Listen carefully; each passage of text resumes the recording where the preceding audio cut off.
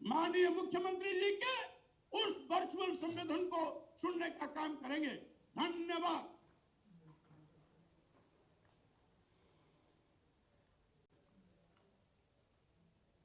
गाजियाबाद में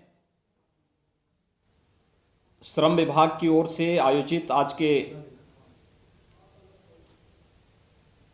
मुख्यमंत्री सामूहिक विवाह कार्यक्रम समारोह में उपस्थित उत्तर प्रदेश सरकार में मेरे वरिष्ठ सहयोगी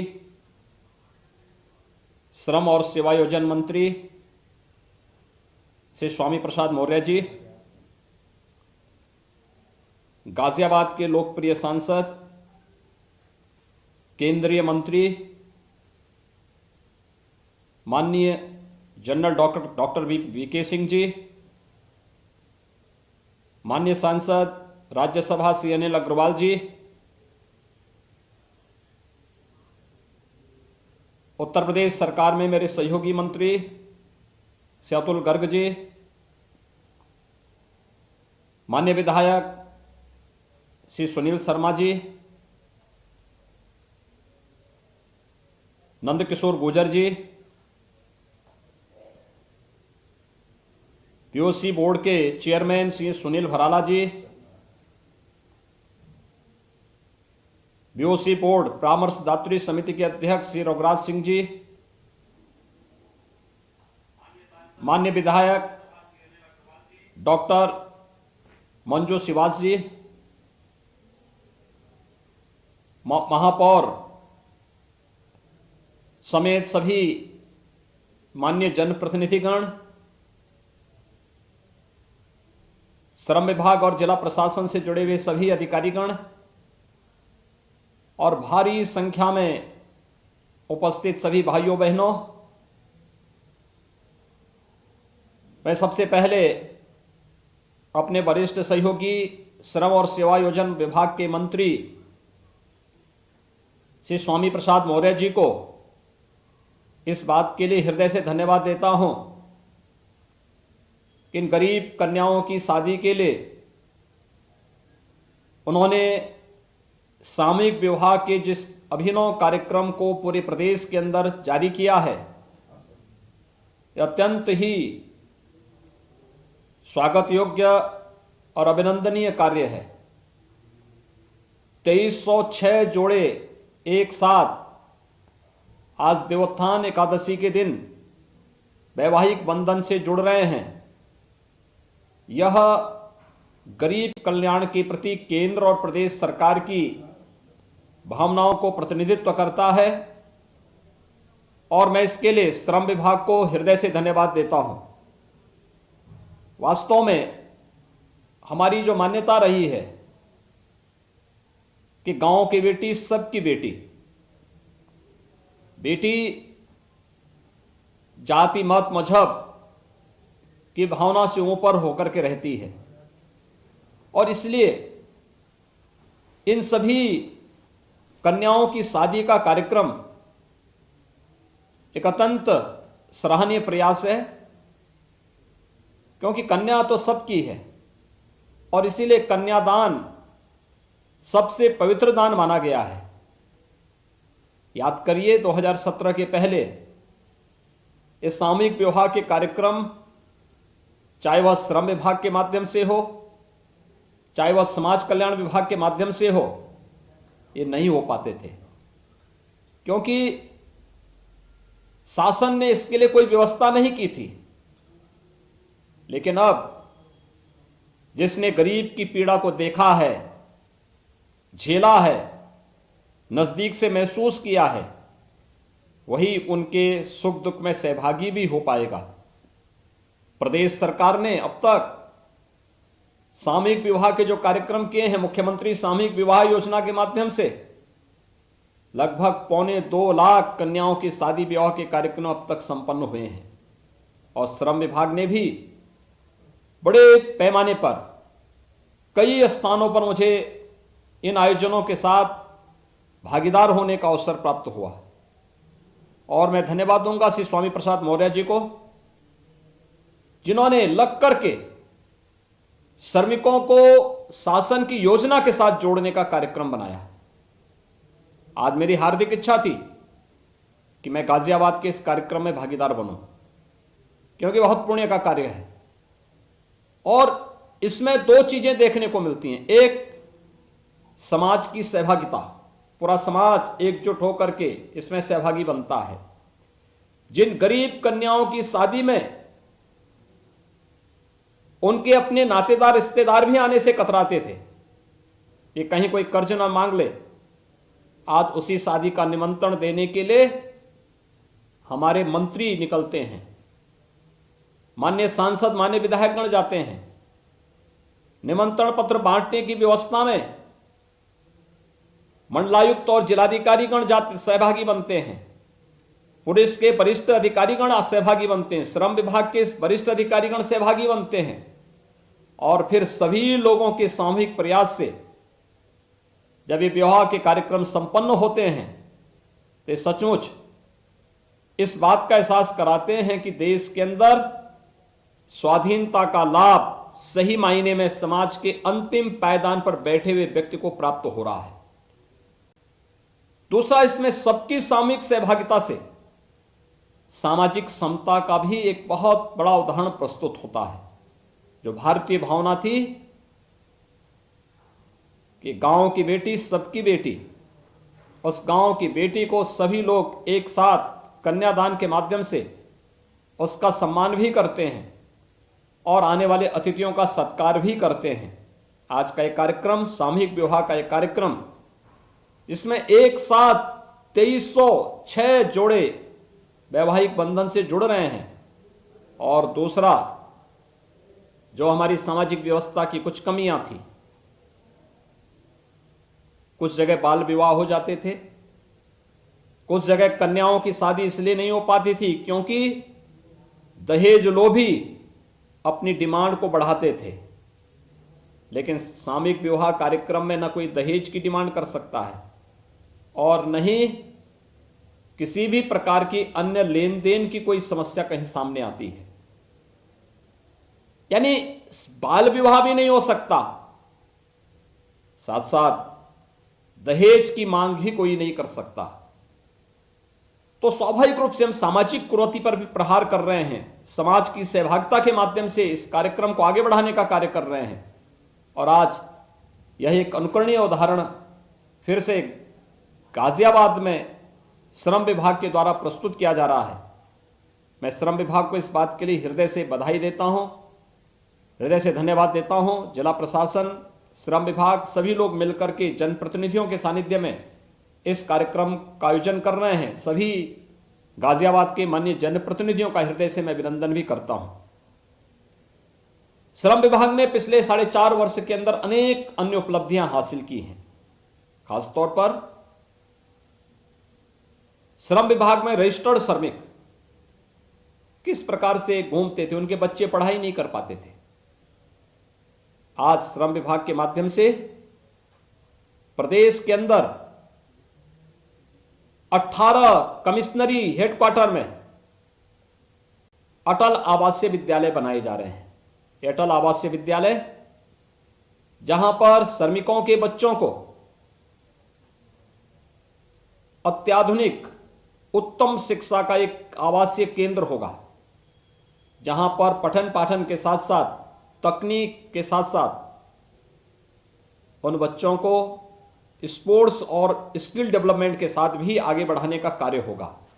एक बड़ा अभियान जोड़ने का प्रयास, और इस अभियान के साथ जोड़ने का जो कार्यक्रम चल रहा है, ये 18 आवासीय विद्यालय जब बनेंगे तो श्रमिकों के बच्चों को तो यहां पे पढ़ाने की व्यवस्था रहेगी ही रहेगी, लेकिन साथ साथ कोरोना कालखंड में जो बच्चे जिन्होंने अपने अभिभावक को, लीगल गार्जियन को खोया है, माता पिता को खोया है, उन बच्चों को भी वहां पे पढ़ाने की व्यवस्था की जाएगी। इसका इंफ्रास्ट्रक्चर राज्य सरकार के स्तर पर खड़ा किया जा रहा है। प्रदेश के अंदर सभी 18 कमिश्नरी में वर्तमान में 18 आवासीय विद्यालय बन रहे हैं।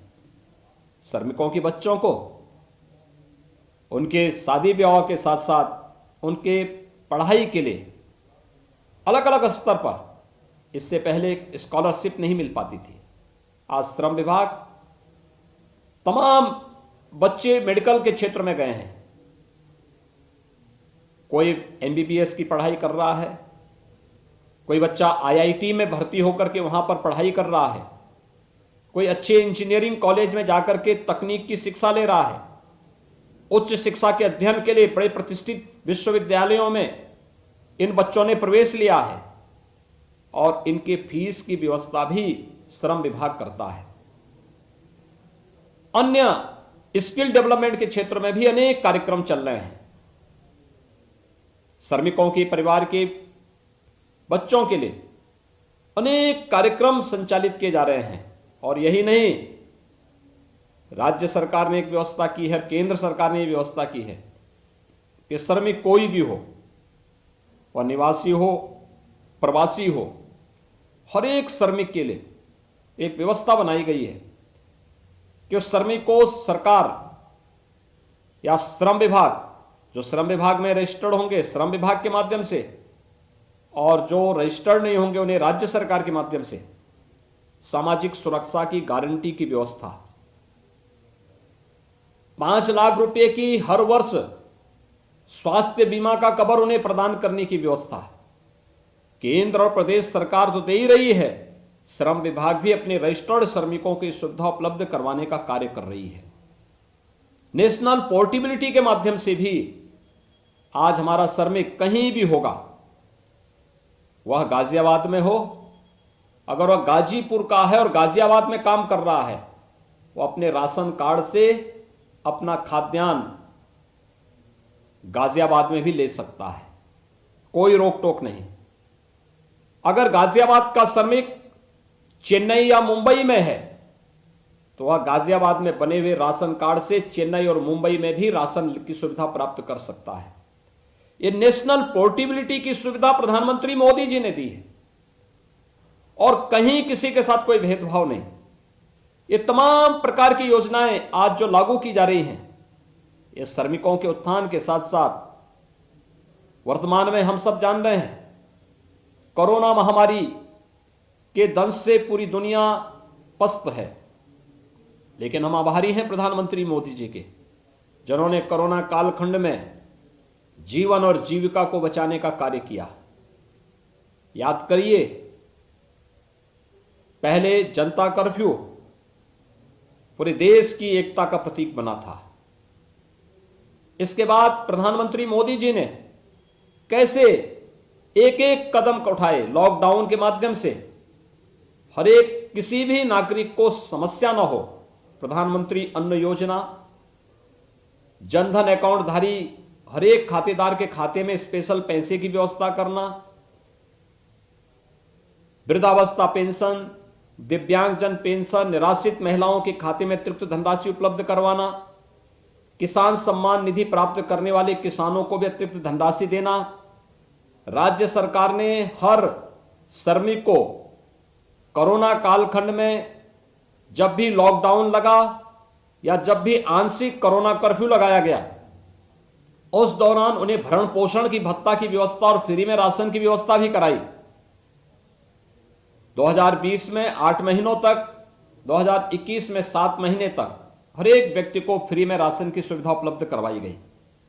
और भाइयों बहनों, आज उसी का परिणाम है कि प्रधानमंत्री मोदी जी ने 2021 में मई से लेकर के नवंबर तक, यानी होली से दीपावली तक मुफ्त में राशन हर एक गरीब को देने की जो व्यवस्था की, राज्य सरकार ने उसी का अनुपालन करते हुए व्यवस्था की कि दीपावली से लेकर के होली तक राज्य सरकार हर एक व्यक्ति को फ्री में राशन देगी। राशन के साथ साथ 1 किलो दाल, 1 किलो खाद्य तेल, 1 किलो नमक और अंत्योदय परिवार के लोगों को 1 किलो चीनी भी उपलब्ध करवाने का कार्य करेगी। ये सरकार की लोक कल्याणकारी योजनाओं का हिस्सा है और यही कारण है फ्री में टेस्ट, फ्री में उपचार, फ्री में अन्न की योजना और फ्री में वैक्सीन। सबको वैक्सीन के लक्ष्य को भी प्रधानमंत्री मोदी जी ने आज पूरे उसके साथ इसे प्राप्त किया है। और उन सभी कार्यक्रमों को हम लोगों को कैसे इन चीजों को हम आगे बढ़ा रहे हैं, यह सभी कार्य आज वहां देखने को मिल रहा है। भाइयों बहनों, हम सबको इस बारे में देखना होगा। उत्तर प्रदेश ने कल 14 करोड़ से अधिक लोगों को कोरोना का वैक्सीन दे दिया है। यहां पर हमारे तमाम हजारों की संख्या में श्रमिक परिवार, उनके परिवार के लोग, भारतीय जनता पार्टी के कार्यकर्ता, श्रम विभाग से जुड़े हुए तमाम अन्य लोग उपस्थित हुए हैं। मेरे इन सब से अनुरोध होगा कि आप सभी लोग जिन्होंने वैक्सीन नहीं लिया है, ये फ्री में वैक्सीन है, प्रधानमंत्री मोदी जी की ओर से फ्री में वैक्सीन है, आप वैक्सीन जरूर लीजिए। इस महामारी से बचाव का सर्वोत्तम उपाय है, यह हमें एक सुरक्षा कवच देता है। हमें वैक्सीन जरूर ले और उस वैक्सीन को जहां भी आपके नजदीक के सेंटर हैं, उस नजदीक के सेंटर में जाकर के अगर हम वैक्सीन लेंगे तो सचमुच कोरोना के खिलाफ देश की लड़ाई को आगे बढ़ाने में हमें मदद मिलेगी। और मैं इसीलिए आप सभी से इस बारे में अनुरोध करूंगा कि यह कार्यक्रम हमें बहुत अच्छे ढंग से आगे बढ़ाने का कार्यक्रम, हम इसको आगे बढ़ाना चाहिए। आज के इस अवसर पर एक बार फिर से मैं आप सभी को, जब गाजियाबाद में कार्यक्रम चल रहा है तो मैं आज वहां पे सैकड़ों करोड़ की परियोजनाओं का लोकार्पण और शिलान्यास का भी कार्यक्रम चल रहा है। ये लोकार्पण और शिलान्यास का कार्यक्रम हमारे लोकप्रिय जनप्रतिनिधियों, माननीय सांसद, माननीय विधायक, महापौर, इन सब की योजना का हिस्सा है। और मेरा इन सब से अनुरोध होगा कि जिला प्रशासन और संबंधित विभाग कार्य की गुणवत्ता और कार्य की समयबद्धता का ध्यान रखते हुए इन सभी कार्यक्रमों को समयबद्ध ढंग से आगे बढ़ाने का कार्य करेंगे। एक बार फिर से मैं 2306 जोड़े सामूहिक विवाह के एक साथ संपन्न होने के लिए आप सभी को हृदय से बधाई देता हूं। देवोत्थान एकादशी के दिन इस प्रकार का पावन आयोजन अत्यंत सराहनीय प्रयास है। सोचा था कि हम धार्मिक यात्रा चलाते हैं। आज के इस अवसर पर मैं एक बार फिर से आप सबको हृदय से बधाई और शुभकामनाएं देता हूं। धन्यवाद। जय हिंद। की स्कीम से लाभ देते हैं।